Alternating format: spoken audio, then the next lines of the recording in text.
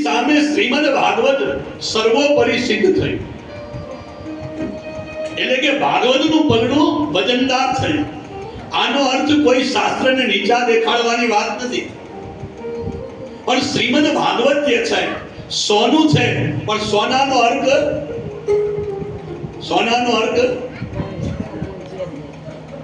અતિ મૂલ્યવાન છે.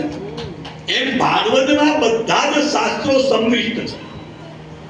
એક ભાગવતનો આશ્રય કરી લઈએ તો પછી બીજા કોઈ શાસ્ત્રની જરૂર પણ રહેતી નથી. અને આવો ભાગવતનો મહિમા જોયો. બ્રહ્માજીએ જાહેર કર્યું કે ભાગવત સર્વ શાસ્ત્ર શિરોમણી છે, અને ભાગવતની કથાના શ્રવણ માટે શનકાદિકો આ ભૂતલ પર પધાર્યા. શનકાદિકોનો સમાગમ નારદજીની સાથે થયો, અને નારદજીએ સપ્તાહ શ્રવણ વિધિથી શનકાદિકો પાસેથી આ ભાગવતની કથાનું શ્રવણ કર્યું. શૌનકાદિ ઋષિઓએ સુતજી મહારાજને